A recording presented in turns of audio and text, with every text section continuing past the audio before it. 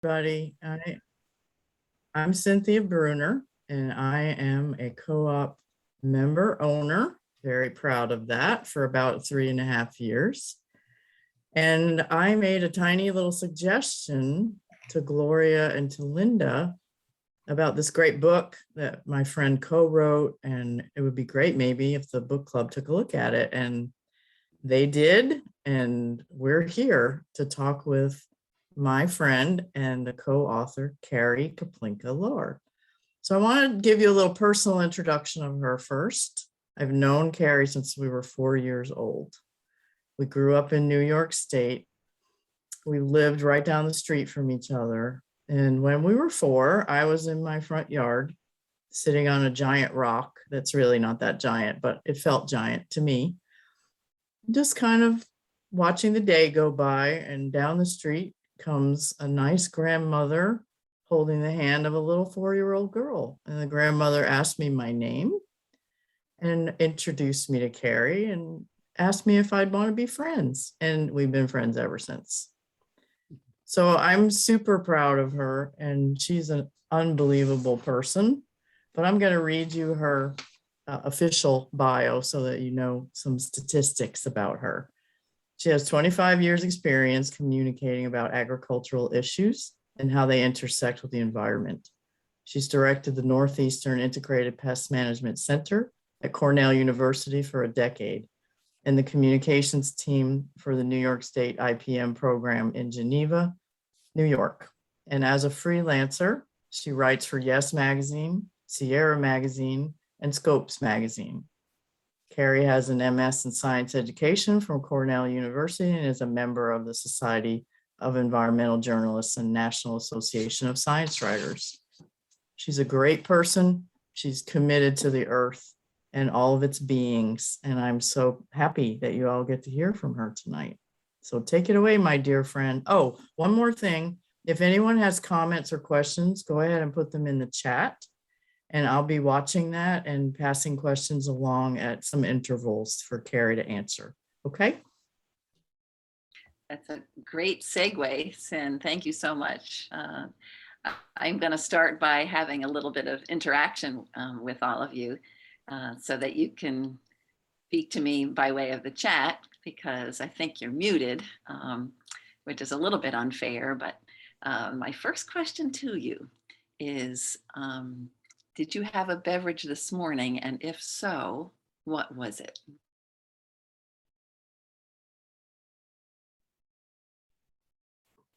Just type it in the chat. Oh, cool. This is fun. We have some chai tea, we have water, we have several coffees and several waters, coffee and more coffee with ULs, an energy drink. We got lots of great things, but a lot of coffee. Good. So I'd love to talk about coffee, and also we're going to talk quite a bit about water today because it's so critical. Let's start with coffee, and I have my little bag of coffee here, and I'm covering up what kind of coffee this is because I would like suggestions on what you think this is. What type of coffee is this? Just type it in the chat if you think you know. And okay, Chris, you got it right away. It's Arabica. Great, great. Arabica coffee is kind of like the queen bee of coffee. It likes to grow up in the highlands, and we have this coffee belt that encircles our earth around the equator, and that is where most of the coffee is grown in our world. Places like Brazil, Vietnam, Colombia, Indonesia, and those places are getting warmer, just like it's getting warmer in most of your hometowns. Coffee is a plant that, with Arabica coffee, likes to be cool and still get a lot of sunshine. And it's grown in the shade also, but it needs very specific conditions.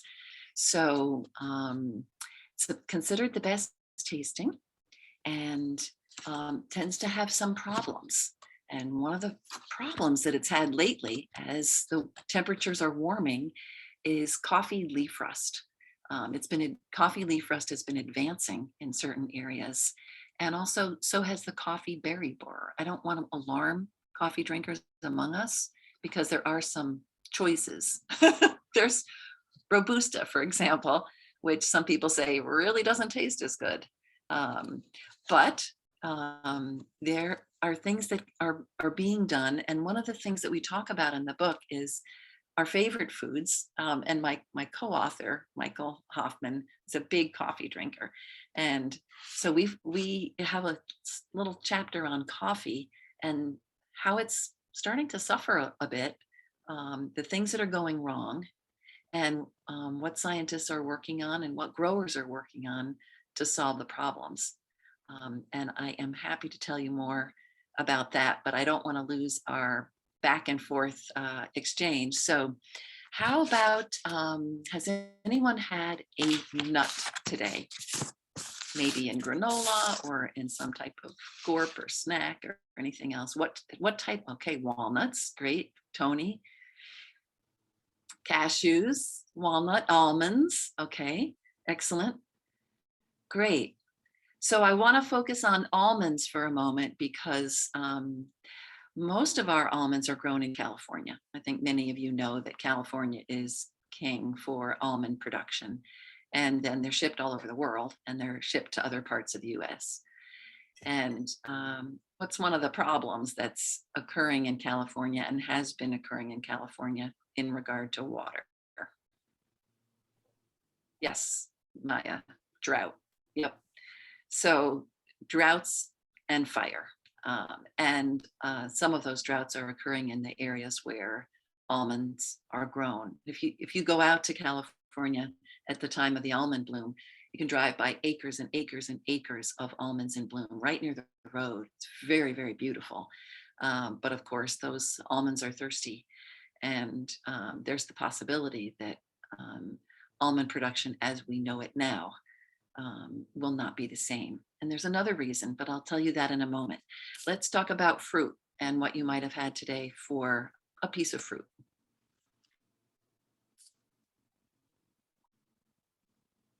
Berries, great. Prunes, awesome. Apples. I'll pick apples, not just because I like Rich now, we've kind of met each other over Zoom, but Virginia is 6th in the nation for apple production, which I did not realize till I prepared this talk.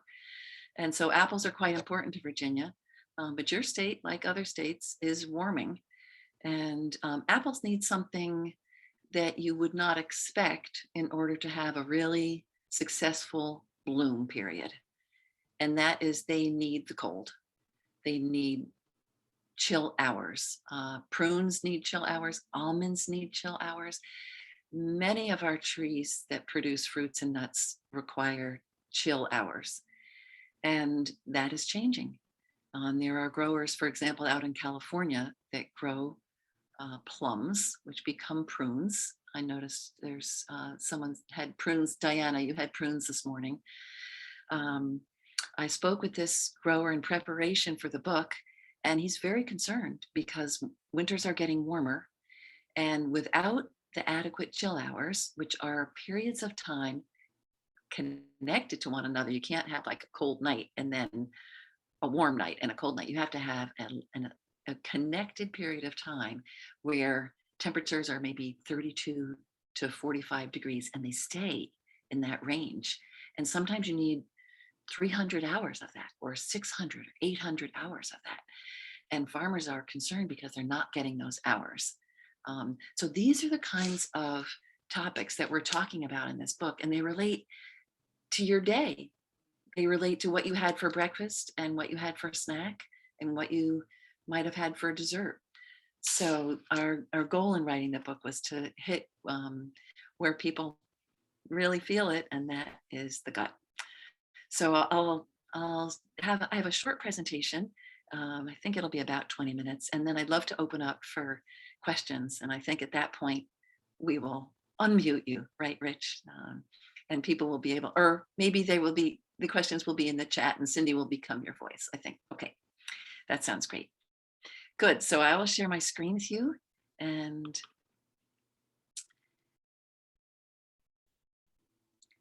I'll shrink everybody a little bit here so I can see okay. Great. Our changing menu was produced by Cornell University Press. We're very grateful to them. And here are my co-authors. Mike Hoffman's in the middle. It was really Mike's idea to create this book. He came to me 5 years ago and he said, I want to write a book and I want it to be about food and agriculture and climate change. And I said, great, call me back when you have your ideas organized. And he organized his ideas with me. And then we involved the person on the right, and that is Danielle Eisman. Danielle used to be a chef, and this is a picture of her on a television program creating a meal.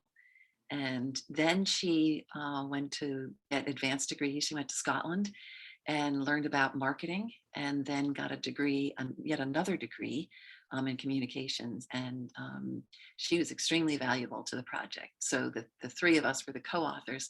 And the woman at the bottom is Lindsay Potoff. And she is a Cornell University student. She applied to be the illustrator of the book when she was a freshman and has stuck with us. And now she's getting ready to graduate. And she was really wonderful. And she created all of these line drawings. And I'm going to show you some of those. So I'm on the far left and I'm scraping our solar panels that are on our house after we'd had a rain that froze and then we got snow. And after doing this for a few hours, I realized that there's just got to be a better way for us to think about climate change and for us to make a difference. I still live in that house. We try to get the snow off of those panels before it freezes, but really we need sustainable ways of thinking about the environment and climate change. And that was one of the reasons why I was so keen on writing this, co-authoring this book. Just so that you know a little bit about me, as Cynthia mentioned, I grew up in New York State. And when I moved to Ithaca, I became a member of what turned into the Green Star Food Co-op. It was originally called the Grain Store, and we all ordered together, and we would get together and separate the bulk rice and separate the bulk beans. And now there are 3 branches of our co-op, and we're related to you. We're kind of a cousin to your co-op. So why this book? Well, the threat of climate change is very real, but it can be so distant and so big. However, we do all eat and drink, as we have been talking about just this evening. And talking about food and the effect that climate change has on it can make it real and bring it closer. And there are unlimited stories to tell about all of this. We had no lack of stories. We had to keep cutting things out, cutting it out and cutting it out. And of course, the research is always changing. So finally, we just had to draw a line and say, okay, we're submitting this manuscript. We're not going to research this any longer. But the research and the stories keep coming. As I mentioned, that we had the 3 authors and 1 young artist, and it's a very multi-generational effort. We're separated by decades, the 3 authors. And so we had some wisdom and some youthful exuberance and, perhaps a bit of stupidity just to start the endeavor of a book, I'll just admit. We did want to tell the story for high school students and those who are older. And although it is science-based and we have over 700 citations in the book, we wanted it to be readable, and we aimed for that. Not positive we always achieved it, but in many instances we were able to simplify. And we interspersed the artwork and stories about real people, and that was my role. I'm not a climate change expert. I have learned a lot about it, but I really love talking with people and hearing their stories. And so I pushed to have profiles in the book. And then we figured out, well, who should we interview? And I was the one who wrote all of those stories and some parts of chapters. And then I gave the entire book an edit. In terms of the structure of the book, we focus on the global food system.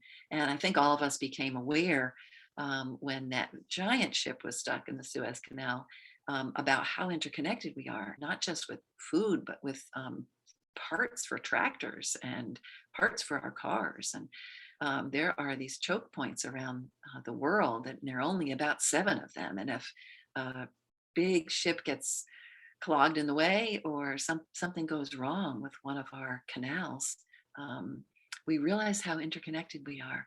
So we talk about that a little bit in the book, and we go over climate change basics, and then the basics for plants, what they need. And the rest of the book is focused on a typical menu for an American person, beginning with the beginning and ending with coffee. And then we focus quite a bit on solutions and hope, because we don't want people to be hopeless. Here's an example of one of the drawings as it relates to climate change. And this is a way of depicting our atmosphere and how thin it is. It's akin to the skin of an apple. If you could have an apple as big as the earth, the atmosphere would be like the skin. And when you take a ride in a jet, you're pretty much at the top of it. You're maybe 5, 6, 7,000 feet, and it's only about 7,000 feet deep. So that's a way of conceiving of how fragile our system is, and all of what we talk about regarding climate change is happening in that thin layer. Another depiction by Lindsay shows where all of the inputs are coming for the greenhouse gases. And you can see transportation and electricity right there in the center. Our homes, how we heat them and cool them, is in the upper left. Industry takes about a fifth, and agriculture is about roughly a tenth, 9 to 10%. And that's all aspects of agriculture. And you can see the tractor there.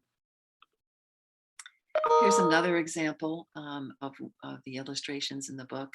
And I chose this one because some people had submitted questions to Gloria, and Gloria mentioned that, people want to know, well, what can I do? And one of the things, not to take away the punchline of the book too much, but one of the things that you can consider doing is eating beef less than you currently do. For example, if you eat it a number of times a week, have it only 1 time a week, or cut out 1 of your beef meals per week. You want to break into this gently. This is an example of the acreage required to grow a unit of protein. So for example, 1 gram of protein would take 1 entire unit of earth for this cow that you can see right here to create the beef. In contrast, if you go down to this little tiny plot here that says pulses, that would be your lentils, for example, it's 0.01. It's 1% of the land mass to grow that unit of protein that it takes to grow the unit of protein of beef. That's a little hard to understand sometimes, but just think 1% versus 100. Full. So let's just talk about the structure in a little bit more detail. So the heart of the book is essentially a menu, and we go from drinks and salads and main dishes and side dishes to desserts, and finally coffee. And we cover alcoholic drinks and other types of drinks. And we hope that the book is a celebration of food. Really, Danielle Eisman helped us quite a bit with that. But also kind of a talk about where it comes from and who cares, and the fact that it is all changing, and then what can be done. I mentioned the solutions and hope. We don't want it to be gloom and doom. We divide the solutions chapter into 3 parts: stewards of the earth, and that is the farmers and others who bring our food to the table; scientists, who are coming up with solutions and food businesses.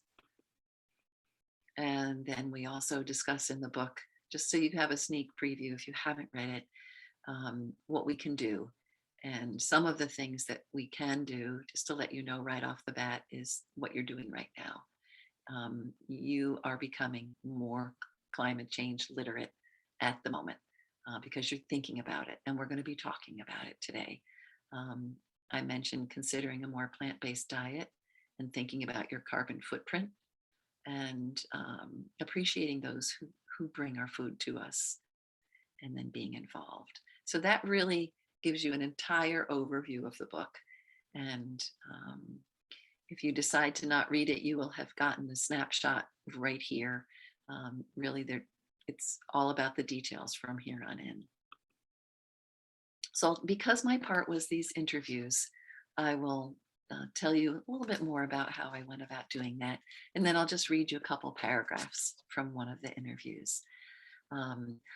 Our purpose was putting a human face on food and climate change, and then show how the people who provide our food are affected and adapting, which is really cool. I think that's been the most interesting thing for me, just how resilient people are. And it's not just farmers that I spoke with. I talked with all kinds of people. I'll give you a snapshot of those folks. We did decide that we were going to focus on the foods that were most imperiled. And that meant we had to do research for the book to figure out what foods are most imperiled. Because when we began this idea, we were vaguely aware of it, but we didn't have any of the details. So we started researching. And then I was able to decide, okay, I want to talk with an apple grower, or I want to talk with somebody who makes ice cream. And we wanted to balance the professions so that it was those who were involved in the corporate world, those who were little, they were the head of their own little tiny business. We wanted the spread to be across the country, and if we could involve other countries, that would be great. And we did involve a few others. And then, people had to have a story to tell, and they needed to be willing to talk with us. And luckily, most people were willing. So here's a photo of Colton Weinstein. Interestingly enough, he grew up in Ithaca, which is just a neighboring town to where I live, Ithaca, New York. And right there, he is sniffing the product that he has made as a distiller. And when I spoke with him, he was a distiller for a company in Tennessee, and turned out it was quite interesting. He was experiencing the shortage of vanilla at the time. They do a lot of flavoring with vanilla at this distillery. And so he was able to share a little bit of his story with me. And I did a very short interview with him. Some of the interviews in the book are just a couple hundred words, and others are more like 700 or 800 words. But our core questions for the interviews were, is climate change affecting you personally and also your industry? Is it altering the decisions that you make?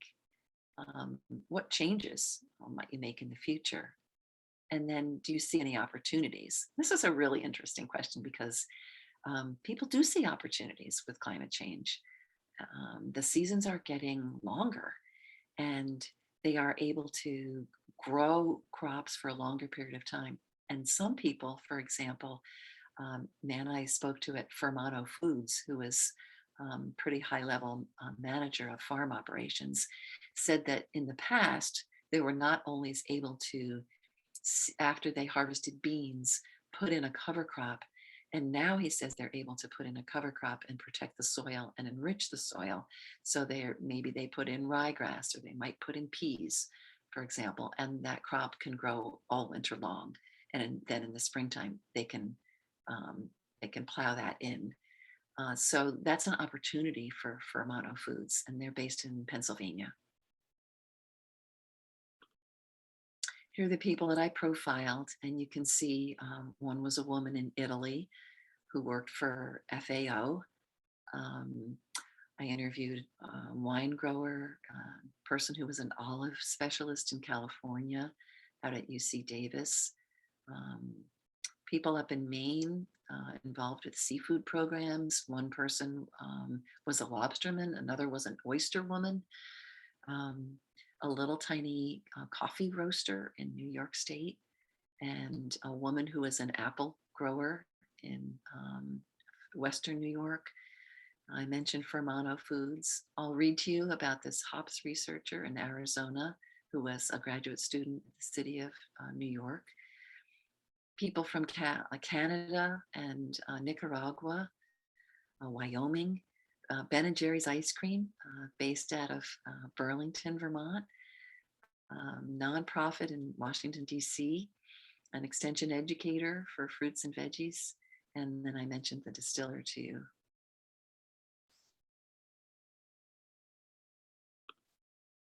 So here is Tylen Markle. He is a graduate student who's just finishing his work, and he is a hops hunter. Hops, which are shown in the upper right there, are one of the ingredients of beer, and it's a pretty up and coming crop. Didn't used to grow as many hops in this country, but now we do, and you can be a hops grower in Rhode Island and in New York State and a lot of other places around the country. But Tylen Markle is taking an interesting spin on climate change, and he's actually going to an area of Arizona every year and looking for wild hops, and then figuring out what characteristics it has that can be bred into cultivated hops to make it more resilient in the face of climate change. This is how broad reaching some of this research is. So let me read to you a little bit from the book about Tylen Markle. It's called Hunting Hops to Protect Them.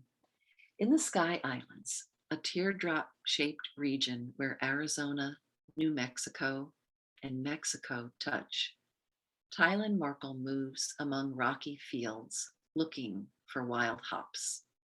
The mountains here rise above the desert like islands in an ocean. Plants and animals thrive on these cool, moist slopes, but cannot survive in the dry heat below.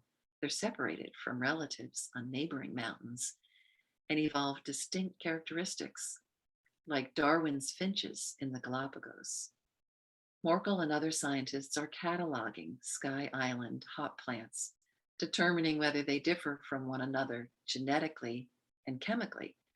He and his colleagues hope to eventually breed varieties that resist diseases and withstand drought, heat, and other climate-related stresses.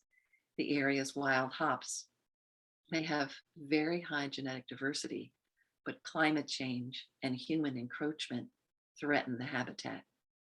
There's a pressing need to characterize these hops while they're still there, he says. So he hunts hops. When he discovers a new cluster, he takes samples of the seeds, leaves, and rhizomes, and then he grows the rhizomes into plants in a greenhouse at the City University of New York Graduate Center. Resiliency of agricultural systems depends in part on how much genetic diversity there is, says Markle. He hopes to preserve the diverse genetic material of wild hops that are trying to survive in the threatened Sky Island habitat. If it's lost, then it's lost, he says. It's just gone.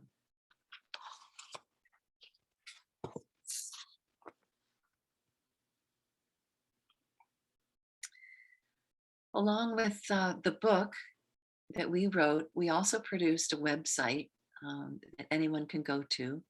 It's Our Changing Menu, all one phrase, .com.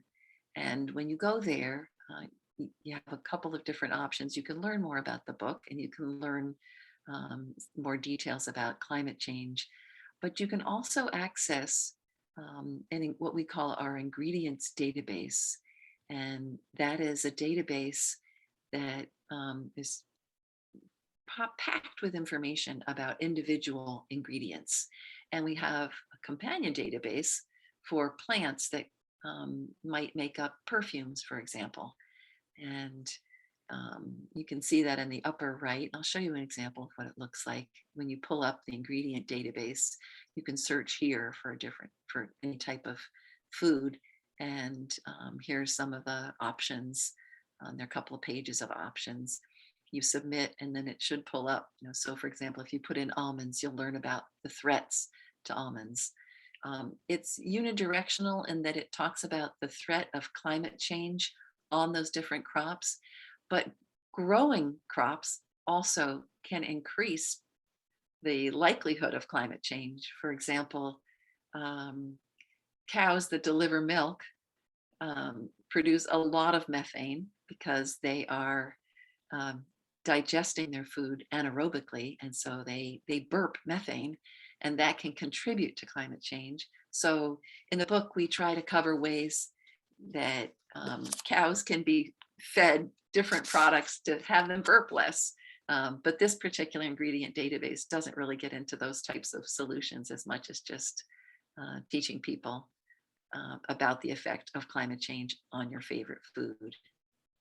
So just in summary, we all have a role. You're already playing your role right now. I mentioned there, you can see the URL for our changing menu. And the book that I've been speaking about is available from Amazon. You can just go there, or you can pull up the website for Cornell University Press, and you can get 30% off with this little code 09FLYER, and just type it in when in the checkout.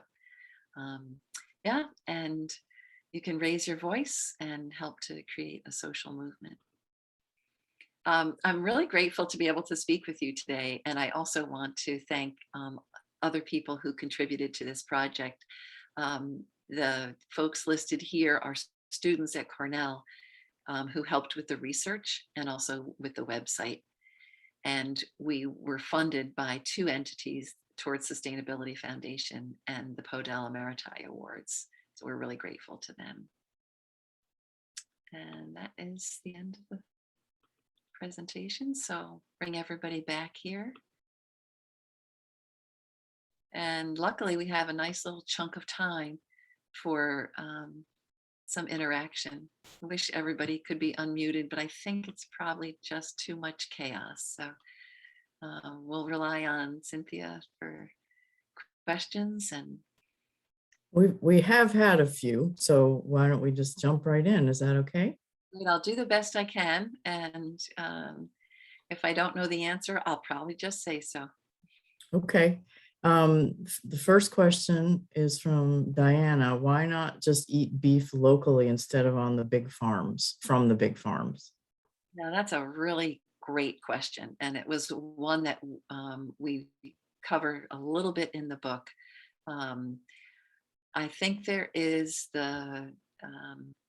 I'll call it a theory, that local grass-fed beef is not contributing to climate change as much as beef that might be grown and raised out west, for example, or in South America. The research is currently showing that it takes longer for grass-fed beef to mature. And in that time, they are contributing methane to the environment. They're allowed to walk around, and that uses up calories. And they are not always fed on corn. They're not always finished on corn. And depending on how grass-fed beef is raised, it could be that it just flat out takes them longer for that beef to come to the table. So that's one of the reasons why it's not a simple solution to eat grass-fed beef. Another issue gets into the whole topic of land use. And if we could graze on marginal lands that can't be used for other things like raising crops. So for example, goats can tolerate eating all sorts of things that even a cow won't put up with. And you can raise goats on some pretty marginal lands that are pretty rocky or that are growing lots of different types of weeds. But cows are a bit more specific, and they have a fairly specific diet. So we can't always grow them on marginal lands. And therein is another issue. Could the land be used better to be growing other types of protein where you get more bang for your buck? I think the the short of the long is that beef is a premium form of protein. It's at the very top, tippity top of the food pyramid, and all those grains and pulses are down more toward the bottom, and we keep feeding them to animals, and then when we kill the animal, that is a form of protein that took a lot of protein to get to it. Hope that's not too long an answer, but Oh, that was great. I want to thank Margaret for putting the link to purchase the book in the chat. She also put our Changing Menu website in the chat for everyone so that you can refer to that. Selma had a comment saying what an amazing resource. She was talking about the website. I think the ingredients part of the website. And then Linda asked, why does rising levels of CO2 decrease the nutrition value of foods? yeah, I know that it does. And I know that we make a mention of it, but maybe that's a problem in the book, Linda, that we maybe don't explain that very well. And I don't know the answer to that. I just am aware that that does happen. There's a theory that with more CO2, plants grow bigger, and it's kind of like giving them a whole lot of what they want. And if they struggle a little more, they create chemicals to ward off their predators. And in producing those, it increases the nutritional value. But I would like to learn more about that myself. So if I do find out more, maybe I can send the information to some of the co-op people. And Rich asks, can you find products at your co-op that are great from a climate perspective?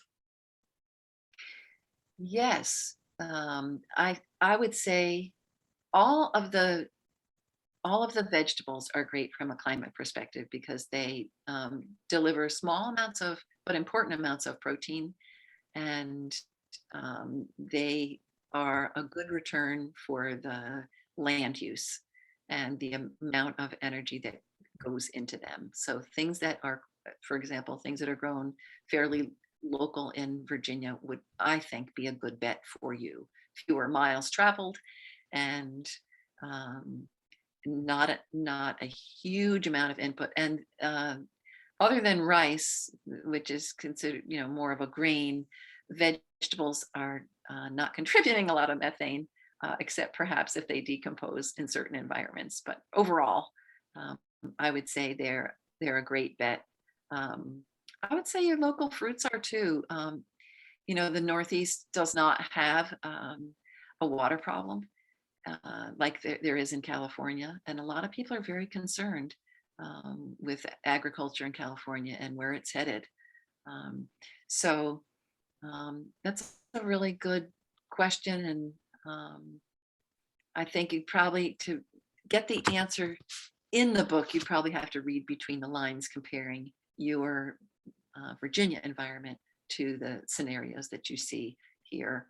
Just for a contrast, I hate to bring up avocados because I really love avocados, but in the US, we've increased our avocado consumption to the point where we definitively can't meet demand with what's grown in California and in Hawaii and in Florida, even though California produces a lot of Hass avocados.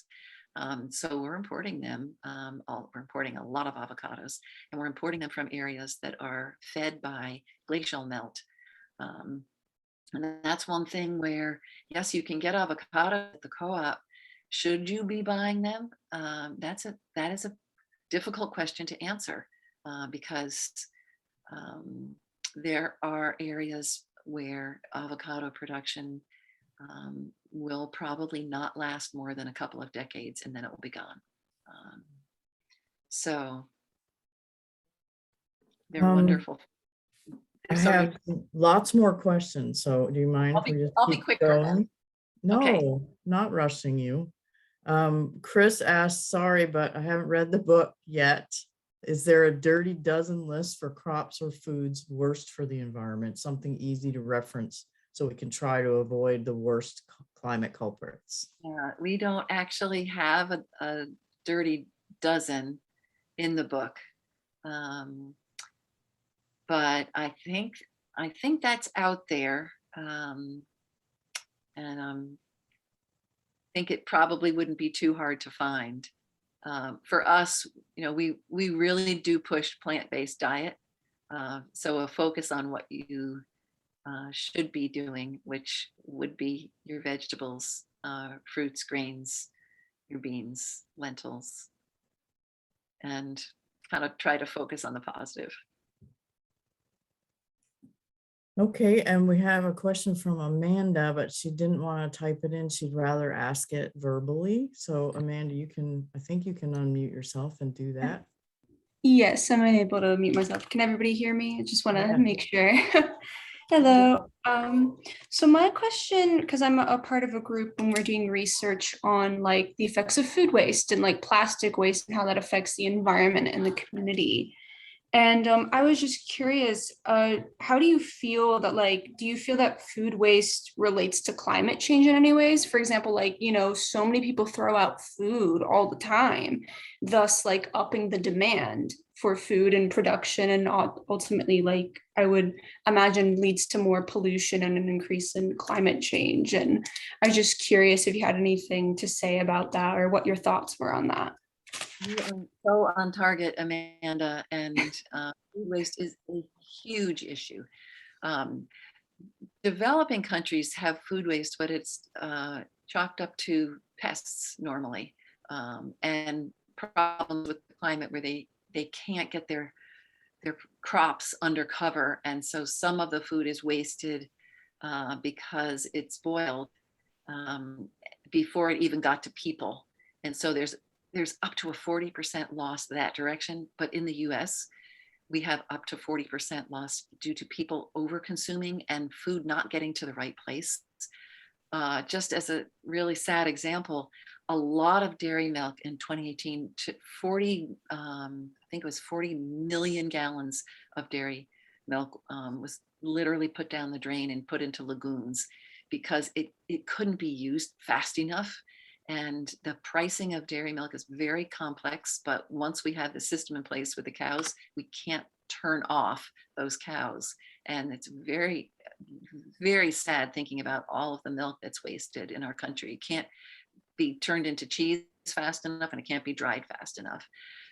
So you're right on. I think the statistic is if food waste were a country of and to itself, it would rank 4th for greenhouse gas production in terms of the rotting of the food and the incredible waste. So I think that's a great place for people to be thinking about, how can I buy just what I need? How can I consume just what I need? And then, of course, we have these massive systems that have to flux with people who are changing their food buying habits, and it's a difficult situation. I'd be interested to know how the co-op deals with food waste, because it's really hard to predict exactly what people will buy and when they will buy it.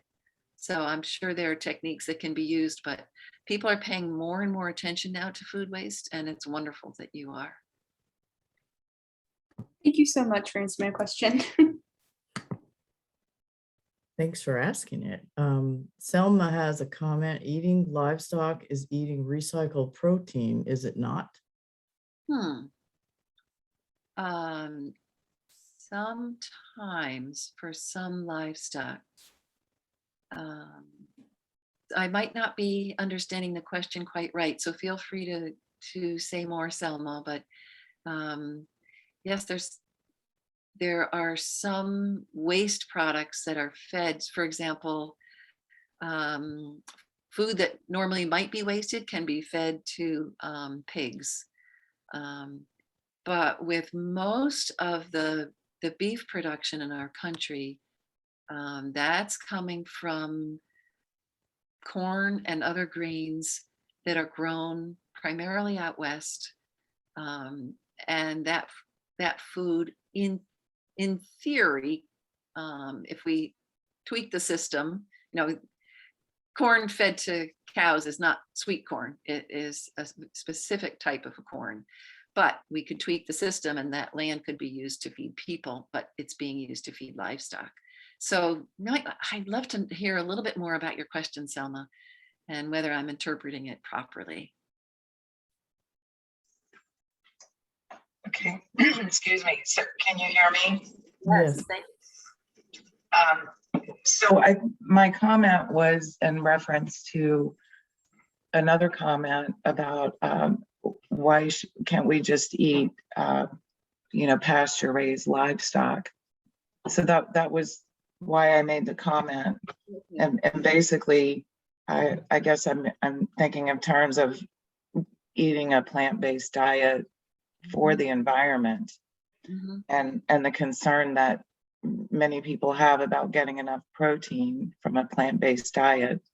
But basically, I mean, if you look at the thoroughbred racehorse, they eat grass.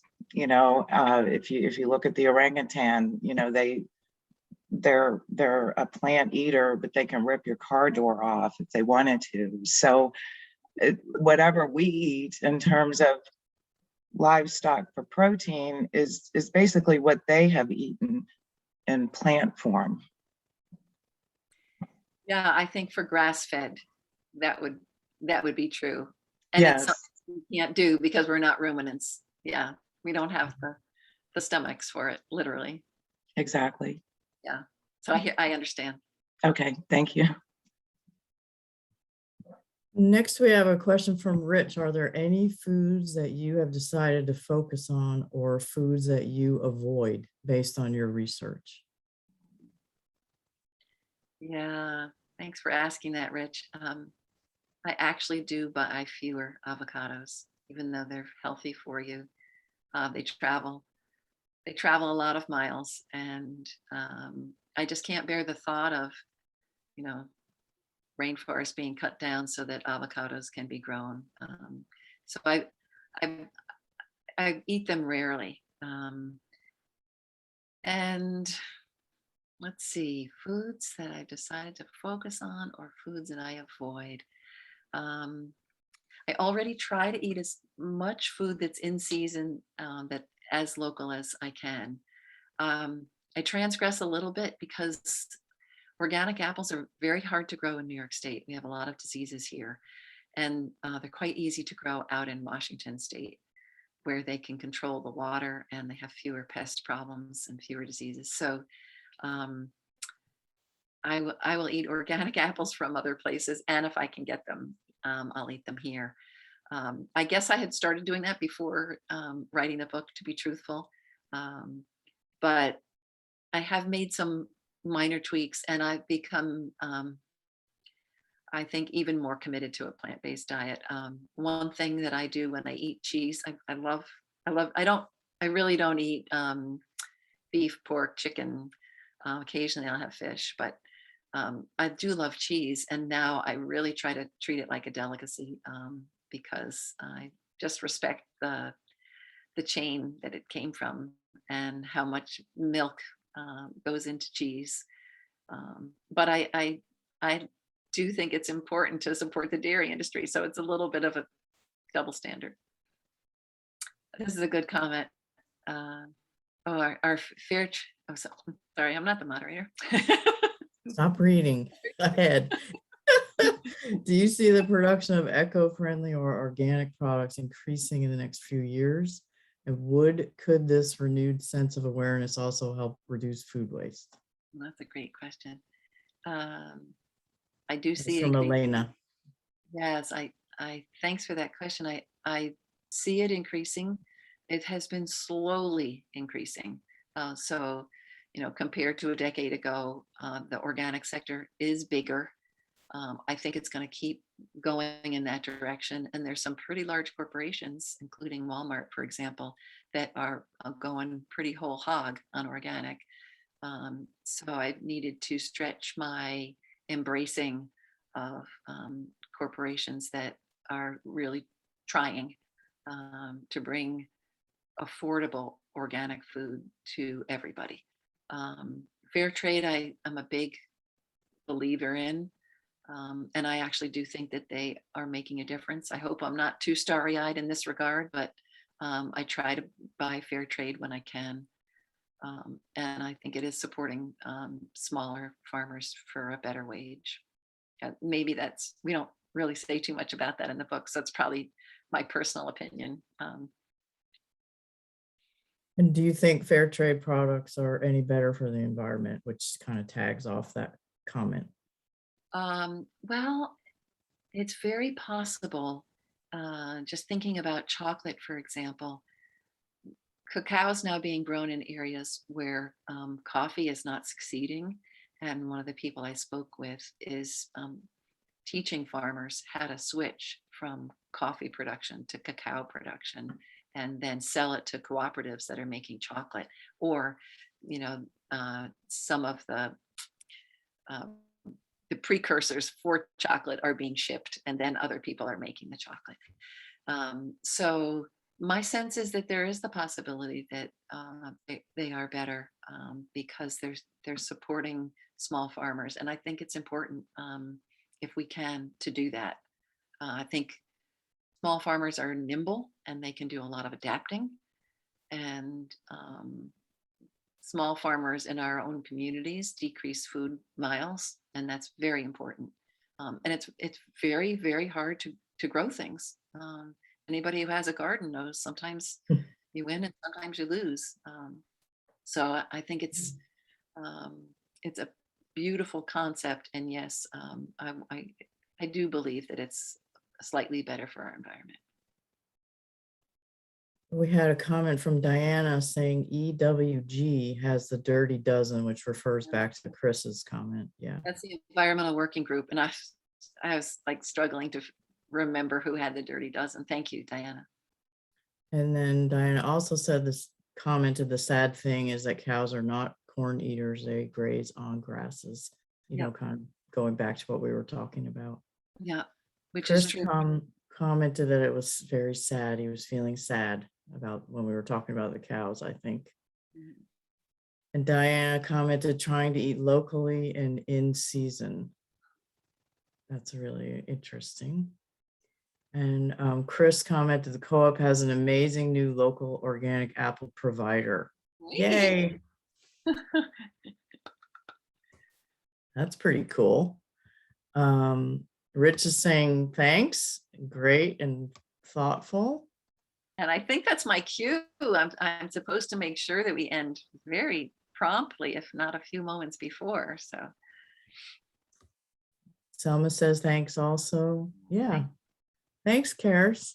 what an opportunity. What a great group.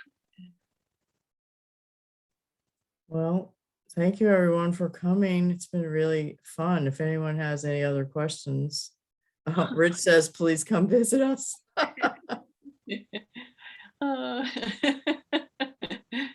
Thank you all. Thanks for everything that you're doing. Thank you, Carrie. Thank you for all of us. Kudos to your co-op. Yay.